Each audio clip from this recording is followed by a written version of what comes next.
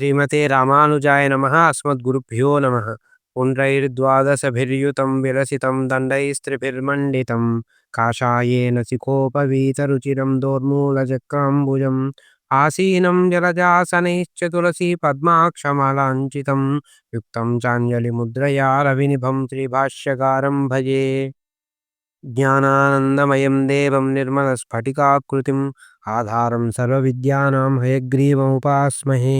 నేటి పాశురము ఉండు మదగలిత్తనోదాడ తోల్వలియన్ నందగోపాలన్ మరుమహళే నప్పిన్నాయ్ కందం కమழும் కొడలి కడతిరువాయ్ வந்து எங்கும் கோஹியனைத்தனகான் மாதவி பந்தல் மேல் பலகால் குயில் நங்கள் கூவினகான் பந்தார் விரலியுண்மைத்து நண்பேற்பாட செந்தாமரை கையால் சீரார் வளையொலிப்ப వందు దిరవాయ్ మొహింద్ ఏలోరింపావాయ్. నేటి పాసురంలో గోదాదేవి లక్ష్మీ పురుషకారం యొక్క మహాత్మ్యాన్ని మనకు తెలియజేస్తుంది. అసలు పురుషుడంటే పూర్ణ పురుష ఉచ్యతే, పురుషుడంటేనే పూర్ణుడని. దీన్ని బట్టి పురుషకారము అంటే పురుషం కరోతీతి పురుషకార, పూర్ణునిగా చేయునది అని. ఎవరిని? పరమాత్మని. దేనితో అంటే గుణములతో. మరి పరమాత్మకి గుణములు ఉండవా అంటే ఉంటాయి, కానీ మరుగున పడి ఉంటాయి. ఎందువలన అంటే స్వామి యొక్క స్వతంత్రత వలన. స్వామి జీవులు ఎన్ని పాపములు చేసినా అతను పశ్చాత్తాపము చెంది శరణు వేడితే ఎందుకు అతన్ని శిక్షించక రక్షించాలి అంటే లక్ష్మీదేవి యొక్క పురుషకారం వలన. అందుకే అమ్మవారికి శ్రీ అని పేరు. అంటే శ్రూయతే శ్రావయతీతి శ్రీ. స్వామికి మన బాధను వినిపించున్నది అని. ఏమని విన్నవిస్తుంది? అపిచే సుదురాచార భజతే మామనన్యభాక్ సాధురేవ సమస్తవ్య సమ్యక్ వ్యవసితో హి సహ అని స్వామియే భగవద్గీతలో చెప్పుకున్న విషయాన్ని గుర్తు చేస్తుంది. అంటే ఎటువంటి దోషములున్న దురాచారి అయినా అనన్యభక్తితో తనను ఆరాధిస్తే వారిని రక్షిస్తాను అని స్వామి చేసుకున్న ప్రమాణాన్ని తిరిగి గుర్తు చేస్తుంది. కరుణ కలిగిన వాడే పరమాత్మ కదా, మరి ఆ కరుణయే పురుషకారమైన లక్ష్మీదేవి. అందుకే శ్రద్ధయా దేవో దేవత్వమశ్నుతే అంటారు. లక్ష్మి ఉంటేనే స్వామి పరమాత్మ అవుతాడు. మనకు దైవం లక్ష్మీ సహితుడైన నారాయణుడు, శ్రీమన్నారాయణుడు అనే విషయాన్ని గోదాదేవి స్పష్టపరుస్తుంది.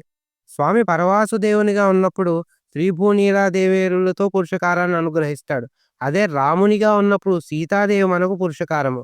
ఏమవుతుందండి పురుషకారం వలన అంటే మనం పరిపూర్ణంగా స్వామి యందు అనన్య భక్తిని పొందగలం.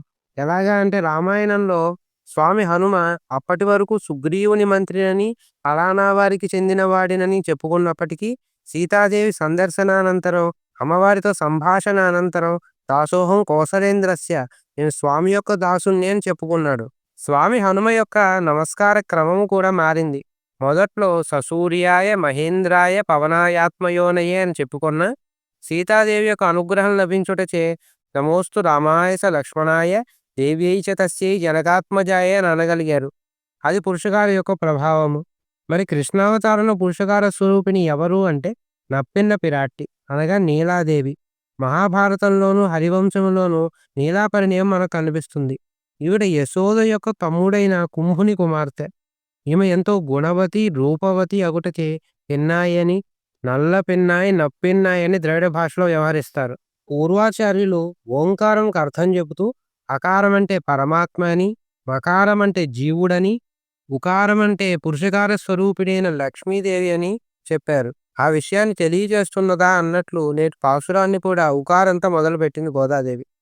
ఉందు మదగళిత్తన్ ఓదాడ తోళ్వలియన్ నందగోపాలన్ మరుమహళే నప్పిన్నాయి. మదజలము స్రవించగల ఏనుగులు అంటే యుక్త వయస్సులో ఉన్న ఏనుగుల వంటి భుజబలము కలిగిన నందగోపుని కోడలా నప్పిన్నాయ్ నీలాదేవి. ఇక్కడ ఒక విషయాన్ని గోదాదేవి తెలియజేస్తుంది. వసుదేవుడు నందుడు మంచి స్నేహితులు. అందుకే వసుదేవుని యొక్క గజబలమును నందుని వద్ద ఉంచాడట. మరి ఆ గజములన్నింటికీ కాపాడువాడు అంటే ఆ గజముల్లో ఏవైనా లొంగకపోతే దాన్ని లొంగదీయగల శక్తి కూడా కలిగినవాడు అని. అంతేకాదట ఏనుగు వంటి కృష్ణుని రక్షించువాడు అని కూడా చెప్పవచ్చు. ఏనుగు ఏ విధముగా అయితే గంభీరతను రాజసాన్ని చూపుతుందో అటువంటి గోపాలకుడైన కృష్ణుని రక్షణ చేయువాడు.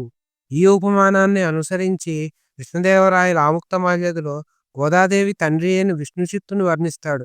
అందుండెన్ ద్వయసద్మ పద్మవదనుండు అశ్రాంత యోగాందూబద్ధ మధుద్విషద్విరదుడు అన్వర్తాభిధానుండు పురుక్షందో బృంద తదంతవాగపఠనా సంజాత తర్జన్య నిష్పందద్వైత సంవిదాలయుడు నిష్టన్ విష్ణుచిత్తుండటన్ అంటాడు.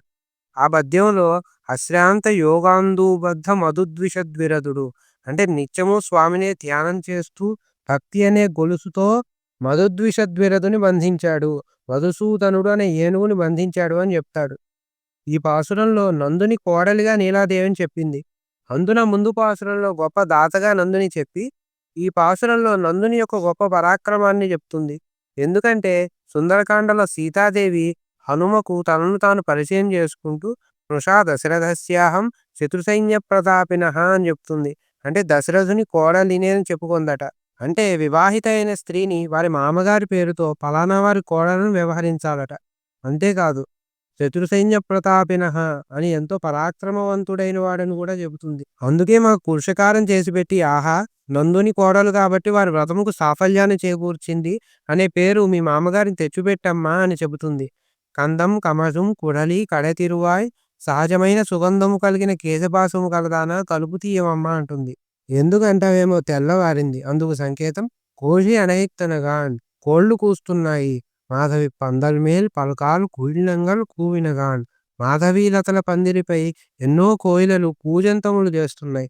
అంటే ఇదే వైకుంఠమైతే మాధవీలతలంటే లక్ష్మీత్వము నిండిన భక్తశిఖామణులు కోయిల్లై శృతులతోనూ ప్రబంధములతోనూ స్వామిని కీర్తిస్తున్నారు. పందారు విరలి ఉన్మైతునన్ పేర్పాడ చేతిలో పూలబంతి కలదానా అంటుంది. అంటే ముందు రోజు స్వామికి నీలాదేవికి బంతులాట జరిగిందట. ఎవరైతే బంతిని వదలక పట్టుకుంటారో వారు గెలిచినట్టు. మరి స్వామి ఓడిపోయాడట. ఆ జయసూచకంగా ఒక చేత బంతిని మరొక చేత్తో స్వామిని కలిగి ఉన్నదంట. ఆ బంతి ఏమి అంటే ఈ బ్రహ్మాండమే. ఈ లోకములన్నింటికి నాయకురాలు నీలాదేవి. ఈశానాం జగతోశ్చ వెంకటపతే విష్ణో పరాం ప్రేయసి అన్నట్లు ఈ జగత్తంతటికి నాయకత్వము పరమాత్మయందు ప్రీతిని కలిగి ఉన్నదట. అందుకే ఉన్మైతునన్ పేర్పాడ బావయైన కృష్ణుణ్ణి కీర్తించుటయే వ్రతముగా కలిగిన మమ్మల్ని కరుణించి సెందామరైక్కయ్యాల్ సీరార్ వళయొలిప్ప వందుతిరవాయ్ మహిడిందు ఎర్ర తామరల వంటి చేతులతో అందమైన గాజులు సెప్తించగా తలుపులు తీయి అంటుంది. ఈ పాసుర పాదానికి ఒక గొప్ప ఐతిహ్యాన్ని చెబుతారు మన పెద్దలు. భగవద్ రామానుజులు వారి ఆశ్రమ ధర్మాన్ని అనుసరించి భిక్షాటన చేసేవారు. సాధారణంగా యతులు ఏమైనా స్తోత్రములు పారాయణ చేసుకుంటారు ఆ సమయంలో. కానీ రామానుజులు మాత్రం కేవలం తిరుప్పావైనే పారాయణ చేసేవారట. అందున ఈ పాసురాన్ని పారాయణ చేస్తూ ఉంటే రామానుజుల పూర్వాశ్రమం మామగారైన శ్రీశైలపూర్ణులు ఇంట్లో నుంచి అత్తుడాయ్ అనే ఆమె ఈ విధముగా సెందామరైక్కయ్యాల్ ఎర్రని తామరల వంటి చేతులతో తలుపు తీస్తూ ఉంటే ఆమెలో గోదాదేవి సాక్షాత్కరించిందట రామానుజులకు. అంతటి ఆర్తితో వారు తిరుప్పావై చదివేవారట. అప్పటి నుంచి వారికి తిరుప్పావైజీయరు అనే తిరునామం వచ్చింది. అంటే ఆచార్యులకే పేరు తెచ్చిపెట్టిన పాసురం అన్నమాట నేటి పాసురము. అటువంటి దివ్యమైన ప్రబంధాన్ని మనకు అందించిన గోదాదేవికి నమస్కరిస్తూ మాదృశ కించనత్రాణ బద్ధ కంకణపానయే విష్ణుచిత్త తనూజాయే గోదాయే నిత్యమంగళం ఆండాళ్ దివ్య తిరువడిகளே శరణం.